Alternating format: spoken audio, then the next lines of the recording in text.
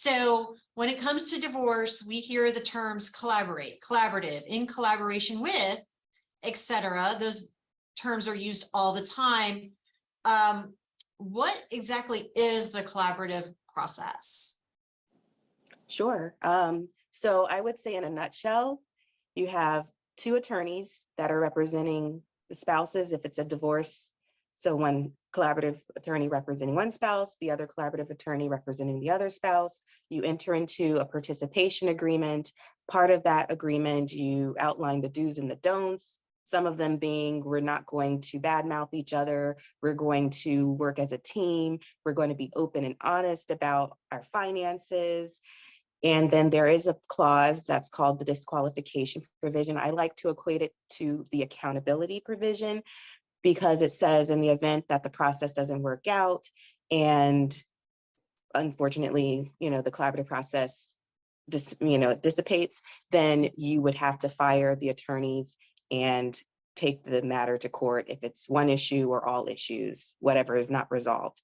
But I, again, like to equate it to the accountability provision, because if you are committed to the process, over 85% of cases end in full resolution. Yeah, I was just going to ask you if you knew the percentage of Yes. that. 5% is good.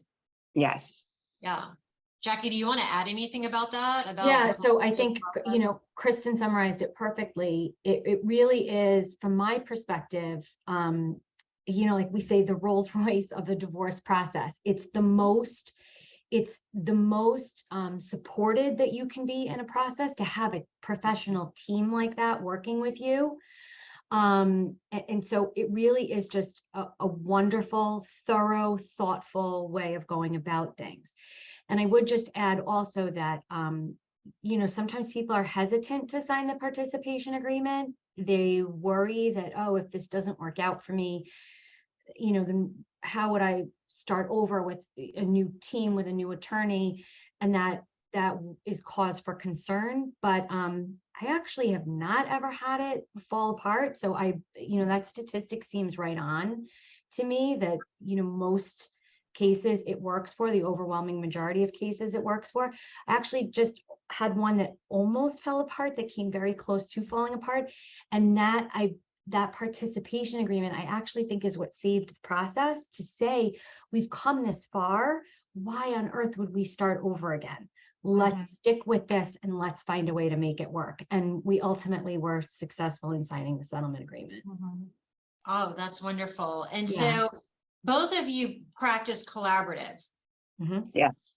And it's the majority of your practice is the collaborative process. Go ahead, Kristen. I would say for me, honestly speaking, in South Florida, it's still becoming more popular. It's not as popular, I would say, like it is in California per se. Okay. So right now, I would say the majority of my cases are litigation cases for family, whether it's a divorce, a paternity action, a modification of a divorce or paternity. I am very heavily involved in the collaborative process. I'd like to put a little, I guess, kudos to the Collaborative Family Law Institute of Miami. That's the Miami practice group that I'm part of. There is the Broward group that's called the Collaborative Family Law Professionals of South Florida, as well as the South Palm Beach group. It's called we call it Choose Collaborative for short. And I'm very heavily active in that, on the boards of those various organizations. Then there's the Florida chapter, that's the Florida Academy of Collaborative Professionals. I am on the board of that. And I am also a member of the International Academy of Collaborative Professionals. So wherever I go, thank you again for this opportunity. Anytime I can talk about the collaborative process and what it's really about, because I have experience with both the litigation side and the collaborative side, I see the difference, and I see how the collaborative process is so much better, so much more holistic for families, especially when children are involved. So unfortunately, right now, the majority is litigation, but in 5 years from now, my goal is for my cases to be collaborative. The majority, I should say. Good goal to have. How about you, Jackie? How much collaborative do you practice? Yeah, so it's definitely not the majority of my cases. The majority of my work is the mediation, divorce mediation. And I'm at a firm that has always traditionally been litigation based. We're a boutique matrimonial firm here on Long Island.